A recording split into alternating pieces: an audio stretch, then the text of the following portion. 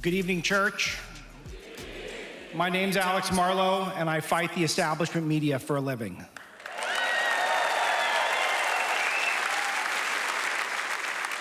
And I want to talk to you about the spiritual war we're in and where the media's role in that is and the role you all play. But the first thing I want to note is what Jason said earlier about the importance of writing and the written word. This means a lot to me. I do think I was put on this earth to talk, speak into a microphone, and to edit a website and edit headlines. But the thing that I sometimes feel the most satisfied when I'm done doing is writing. And it's something you can do personally, and it's something that I luckily enough get to do in book form. I've written 3 books, and my first book was on the establishment media. It's called Breaking the News, and it's my takedown, my deep dive research into it. So this is my area of expertise. But I want to talk about the media starting with my personal narrative. First of all, I come from a state out west, and so I'm very happy to be here. I'll let you guess the state. Let me give you some attributes we're known for. Crime, illegal immigration, beaches, we got some beaches, and a lot of lizards. Can anyone guess? It was California, okay. So I grew up West Los Angeles, and I went to prep school in Beverly Hills. A lot of lefties there, a lot of Hollywood types. I started to learn why they were beating us with their terrible ideas. It was presentation. It was the way they were able to take their terrible concepts and to get them into the American bloodstream, into our culture. They were doing it through their messaging, the way they were able to message. And so then I went to UC Berkeley. I went to Berkeley for college, got all the way through. This is the home of the free speech movement, people. You guys know that. How Orwellian is that, by the way? And this is where I started to understand not just the degeneracy of the left that Jason was talking about, which is a very good call, by the way. Very degenerate area of the Bay Area. But the Orwellian nature that the people who claim to stand for one thing, watch them closely because they might be standing for the exact opposite. When I was hosting events on campus 20 years ago, they were shouting us down. They were smashing windows. They were trying to jack up security fees so we couldn't bring speakers to campus. They were trying to come up with every excuse so that we couldn't elevate the voices that audience needed to hear the most. That was my introduction to the left, and it was the most important thing I studied while I was there. Because I went to Berkeley and because I had this background, I got in touch with Larry Elder. I worked for him for a while, and I used that line on my resume to start with a man named Andrew Breitbart. How many of you are familiar with Andrew? Andrew wasn't a new media pioneer, he was the new media pioneer. And he built an empire, and I was lucky enough to be a part of it as the first employee. He understood viral media before we were even calling it that, and he was behaving as a happy warrior. The 2 most important attributes you could have, he made that his calling card. And I'll tell you, it was a wild ride. It has been, I'm still there, it's been wild. We were canceled before it was cool.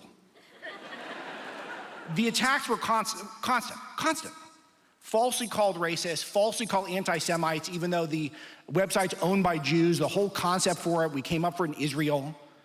We were called fake news. You guys remember fake news? You know where that term came from? It was Hillary Clinton trying to cancel Breitbart. That's where it came from. Because our reporting, particularly with our colleague Peter Schweitzer, exposed that she was the one who was way too close with Russia. And that bothered her, because she, as Secretary of State, had okayed the sale of 20% of America's uranium reserves to Russia. She's the one who got Russian oligarchs loading up the Clinton Foundation with that Russian money. Bill Clinton was the man who got $500,000 for a 45-minute speech in Moscow. That's why she's calling us fake news. It's not because we're wrong, it's because we're effective.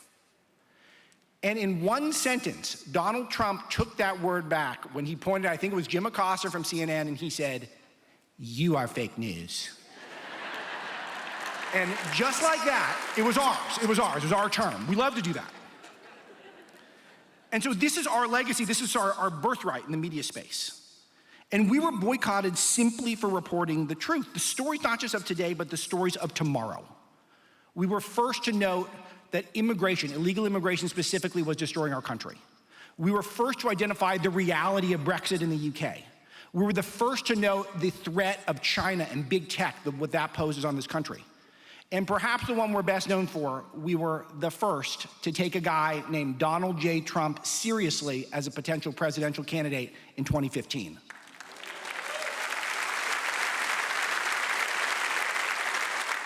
So we were able to launch the careers of whoever is your favorite media personality. There's a good chance they came through my shop first. Steve Bannon, Ben Shapiro, and of course, the man of the hour, the man of the year, maybe the man of the century, my dear friend Charlie Kirk, who got his start writing for me when he was a teenager. It was a simple story, but it's a beautiful one. He was just starting to get his feet wet in conservative politics activism, and he came to us with a story, and he said, I've got a story here. My school has biased textbooks. And so my colleague Joel Pollack, who fielded the tip from Charlie, he said, well, why don't you write it up? That's the spirit of Andrew Breitbart. And Charlie said, I love Andrew Breitbart. I want to do what Andrew would do. And so he wrote up this story, and it was lightning in a bottle. Overnight, Charlie was everywhere. He was on Fox News, he was on radio, and he got the bug. I think Turning Point maybe was just getting started. It was just a kernel at the time. And he used that to propel himself into the public sphere. And he kept going and kept going. And a few years later, when Charlie was sending me stories all the time, he was writing frequently, I tried to hire him. And he had grown Turning Point just big enough where he said, you know what, I think we got something here. I think I'm gonna see it through. I think he made the right call. I think he did. But what Charlie wanted to do, and what he did, is he lived the way Andrew would have wanted us to live. And Andrew was taken from us far too young as well.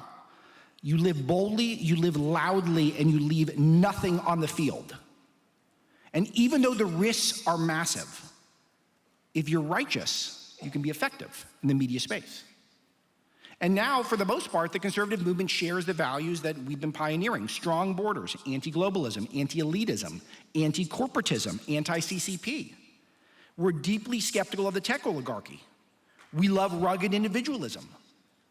And best of all, in my opinion, is of course, the fake news is the enemy of the people, okay? Believe me, okay? Whenever I say that, all the red lights go off, all the red lights. And I'll add one more to that, and that is so apropos this weekend, and I'm so grateful for the pastor for having me. It is that there is no America without God in it.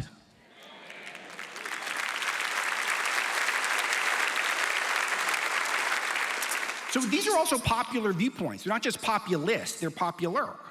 And so when I set out to write my first book, it was breaking the news, and it was about the weaponization of the media against Donald Trump and his supporters and his movement. And it's not just that they're biased, it's that they're trying to destroy you. You probably saw the clip of me earlier saying they're hunting us. I'll come back to that. But they've always been trying to destroy us. They never were giving us a fair shot. We were the guinea pigs. We were the canaries in the coal mine. And our understanding of that let us know that we were in a culture war. And the only way to win a war is to fight back. They don't want to compromise with us. They want to convert us if they can. Thanks to folks like you, mostly they can't. Or they want to cancel you. That's their move. So the word weaponization is specific. They're targeting us. And these are corporations who want to control not just the media, but they're controlling our lives. And they have their own interests at heart. Now, I will say Bernie Sanders is right about one thing. There is an oligarchy that is increasingly running the country. But his version of it is made up. It's fairy dust. It's not real. I'll tell you, the real oligarchy is the conglomerates that are controlling ABC, NBC, CBS, CNN. That's the oligarchy.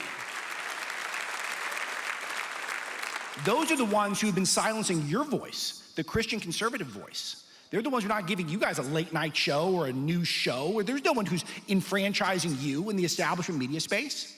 And that space is partially controlled by our own government with the FCC. I'll come back to that in a moment. And it's only getting worse. The Silicon Valley tech titans are even worse than the establishment news media. Mark Zuckerberg, I like Zuckerberg 2.0. I like the medallion. I like the cool haircut. I do. It's effective. But he tried to buy the election for Joe Biden by donating $400 million to those drop boxes. You think we forget that? We're not gonna forget that.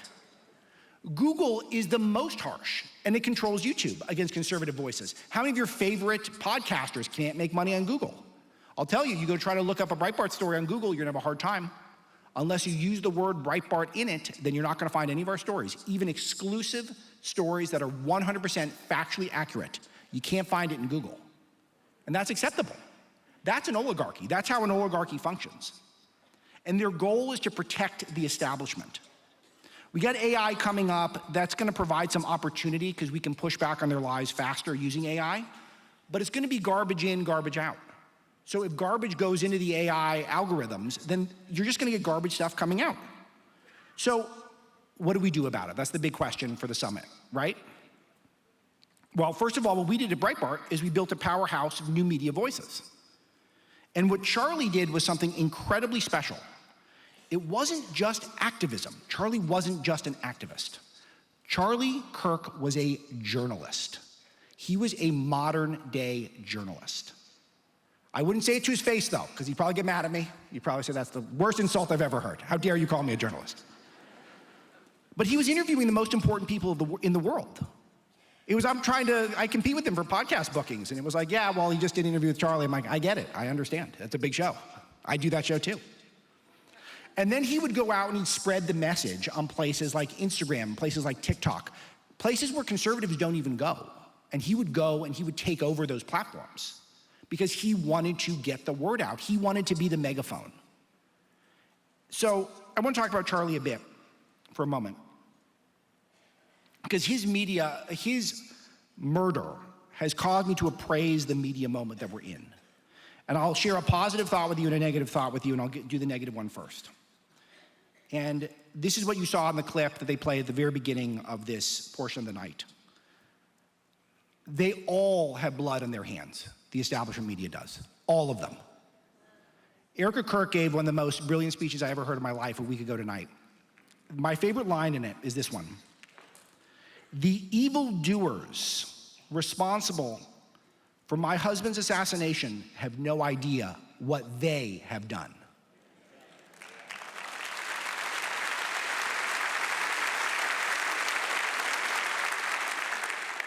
Because that maniac would not have pulled the trigger if he had not have been radicalized. And he would not have pulled the trigger if he didn't know that he was gonna get celebrated in certain corners of the internet, that he was gonna get defended, that his satanic vision, him trying to play God, that was somehow gonna be excused by these oligarchs, these corporations that control so much of our media and our speech in this country. And as you expected, the media disgraced themselves, didn't they? I knew this was gonna happen, because when Andrew Breitbart died, they did the same thing. Here is something that Matt Iglesias, who is a mainstream writer, wrote about Andrew Breitbart when he died.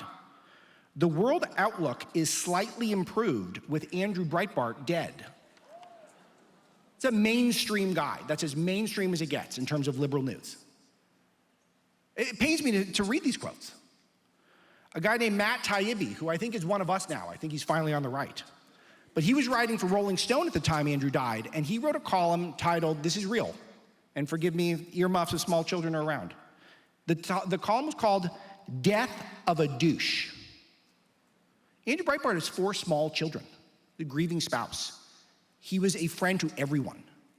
Liberals loved him who got to know him. And Rolling Stone magazine, and this journalist comes out and writes "Death of a Douche." That was the dialogue of the media.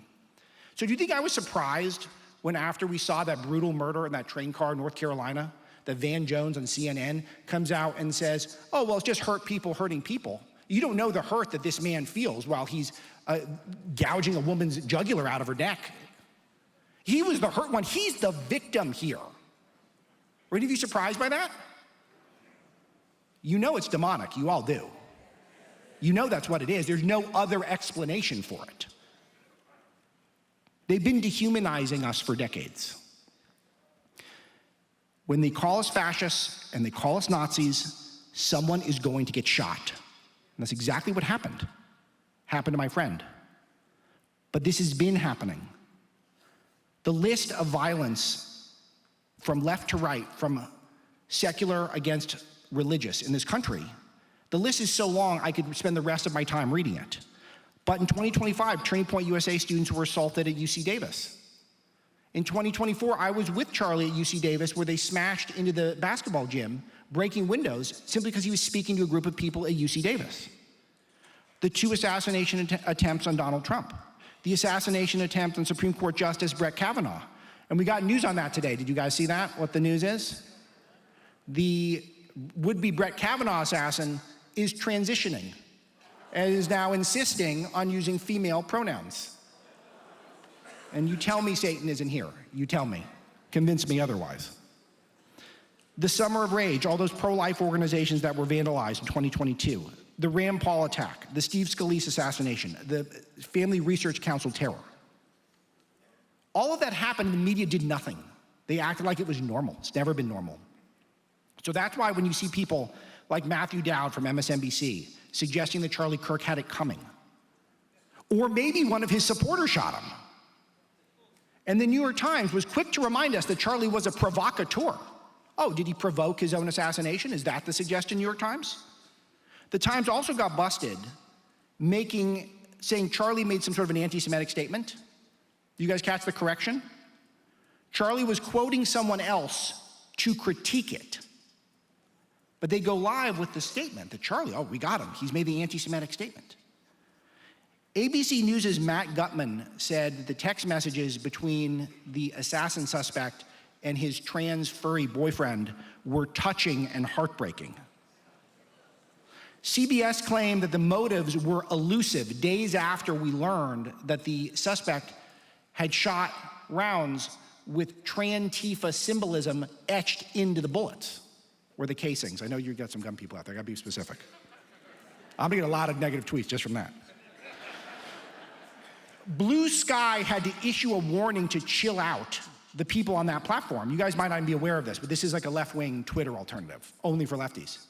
You don't have to issue a warning unless there's a lot of bad stuff going on the platform. People fomenting violence. So that brings me to where you knew I was gonna go. Jimmy Kimmel. You guys knew I was gonna get there. I'll read the quote, okay? I'm gonna read it, and then you guys tell me if this is a hard one. The MAGA gang desperately trying to characterize this kid who murdered Charlie Kirk as anything other than one of them. He's saying he's MAGA. This is days after we learn he's a Trantifa freak. We're being told on ABC, which benefits from government spectrum. So I'm a radio guy, so I know the FCC, okay? You guys remember the Carlin bit? There's a bunch of words you can't say. I'm not allowed to say tits, okay? You can't say it on radio, okay? That's the worst I'll go. I won't do the others. It's family audience. But you can't say that unless you want a fine. And so Kimmel is out there inciting violence, obviously, trying to make this murder seem okay. And the FCC can't even rebuke him without the media acting as though it was Kimmel who was assassinated and not Charlie Kirk. Completely insane.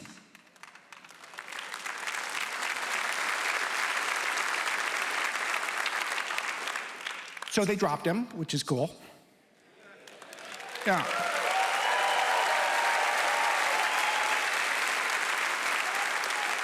But I'll tell you, they didn't just drop him because of what he said. They dropped him because of his ratings. No one was watching that show. I looked at it before I came up to do the speech. His ratings had declined every year for the last 11 straight years without one exception. And they were down this year. He's now at 129,000 viewers in the key demographic, which is like 16 to 50-ish. That's where all the advertisers want to get their hooks in you.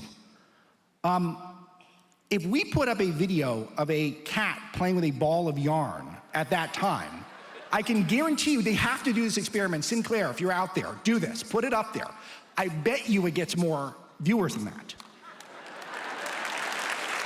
These are the people who celebrated the blacklisting of Tim Allen, of Roseanne, and, as Jason pointed out, Tucker Carlson.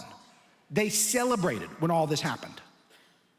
All the while fomenting the clear, violent assassination culture in the dark corners of the internet. Never reporting on it, never investigating any of it. They needed to take Charlie Kirk's death seriously. This was an opportunity. And they didn't take it. So here's the good news part. This is where I'll close, the good news. It's twofold. First of all, the obvious one. The demons among us are revealing themselves. We're seeing exactly who they are. The internet is forever, and we're writing it down, we're screen capping it, we're documenting it, we're putting it in databases, so we will never forget who disgraced my friend. But the best news is more clear than ever, is that we don't care about these people anymore. We don't care about the establishment media. Their power is completely gone, and that is official.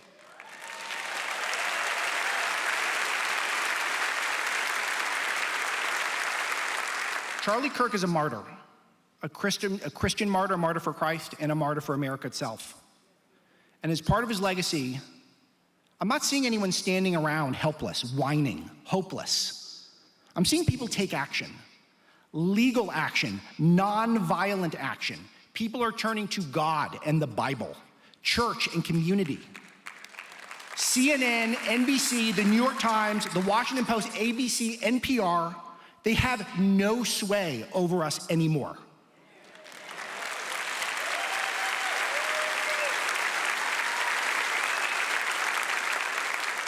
And I want for you, because you guys are dialed in if you're here on a Friday night, which I'm really enjoying, by the way, so thank you. I want you to pay attention to the people who tell us to slow down. Hey, hold up. We got to unify with the people who want us dead or something. Take a deep breath. One guy got in my X comments and told me to eat a sandwich last week when it was kind of funny. It was kind of funny. They don't have our best interests at heart. Our loss of Charlie was terrible, but our response has been beautiful. Charlie died a warrior. That's a noble death in his prime. While they would have rioted, we're holding vigils. His legacy is going to be everlasting, and we're already seeing it play out. I spoke to Charlie every day in small bits, and once a week on his popular radio show and podcast, and I really don't want to speak for him. But I knew him well enough that I feel like I can say this one thing. What he would want for us right now is for us to fight and for us to win. Peacefully, yet fearlessly, just as Jesus Christ did himself. Thank you.